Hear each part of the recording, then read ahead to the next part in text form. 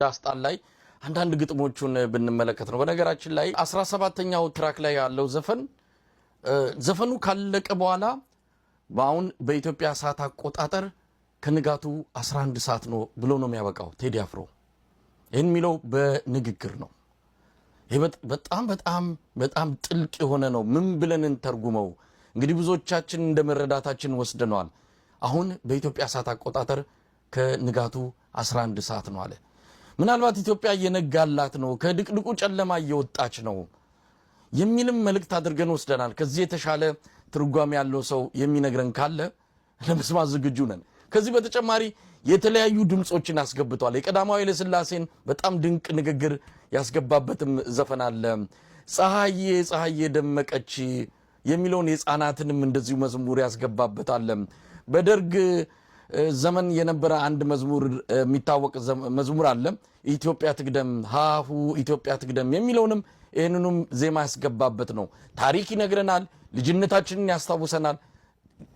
ያልነካካው ርዕሰ ጉዳይ ያልነካካው የማህበረሰብ ክፍል የለም። በዚህ 58 ደቂቃ ባልሞላ የ18ቱ ትራክ አጠቃላይ 58 ደቂቃ ቢሆን ነው። በዚህ በ58 ደቂቃ ውስጥ ግን ብዙ ነገር አነሳ። ታሪክን ብዙ ነገሮችን ጠቅሰን የምንጨርሰው አይደለም። በዚህ በጣልዳስ በተሰኘው ዘፈን ደግሞ 3 ነገሮችን በአንድ ዘፈን ውስጥ እናገኛለን። አንድ ታሪክ፣ 2 ቁጭት፣ 3ኛው ደግሞ ተስፋና ወኔ ነው።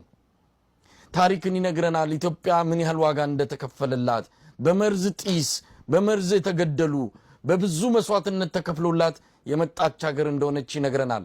ከዛ ደግሞ ቁጭት አለ። እንዴት ባንዲራውን ላንሳ አቃተኝ ጉልበቴ ዛለ ነው የሚለው። ከዛ ቁጭት እንውጣ ነው የሚለው። ለአንድ ነፍስ ያልሳሳም እንውጣ ይላል። ከዛም በል ባንዲራውን አንሳ አንሳ ይላል። መልእክት ነው፣ ጥሪ ነው። ቴዲ ጥሪ ምን ያደረገው? ዝም ብሎ መቆዘም አያስፈልግም፣ ዝም ማለት አያስፈልግም። ለበጓም አልበጃት 12 ሆነ አንድ ነብር በላት ይላል። ስለዚህ ዝምታ መጥፎ ነው፣ እንነሳ የሚልም ጥሪ አለው። እንግዲህ አንተ ምናልባት ቴዲ ላይ አንዳች ነገር እንዳያደርሱበት በሚል ከዘፈኑ ካስተላለፈው ግጥሞች እየቆጠብክ ስሜትን የገለጽክ ሊሆን ይችላል። ቴዲ ግን ተንፍሶታል። አደራው የኛ ነው፣ እዳው የኛ ነው። እሱ የቤት ስራውን ጨርሷል። መስፍን መሳይ እውነት ነው እኮ ማለት ዝም ብዬ ሳዳምጠው እንደ ብልጽግና ላለ ፈሪ መንግስት እንደዚህ እንኳን ይሄ ተብሎ ቀርቶ ሌላም ነገር በትንሽ ነገር የሚበረግግ መንግስት ነው። ይሄ ግን በግልጽ ነው ማለት ችግሩን አነሳ፣ ህዝቡን መከረ፣ ተስፋውን አሳየ። አንሳው እውነቴ ነው አንሳው ማለት ባንዲራውን ተነሳ ማለት ነው። እንዲያው በተዘዋዋሪ ማለት ነው። እና ማለት የሚገርም አይነት እኔ ድፍረቱ ነው የገረመኝ። ያኔ እንደዛ ዋጋ ከፍሎ ቴዲ ቴዎድሮስ ካሳሁን ዋጋ ከፍሏል። ያውቀዋል። ከፖለቲካውን መተንኮት ፖለቲካውን መንካት ዋጋ እንደሚያስከፍል ያውቀዋል።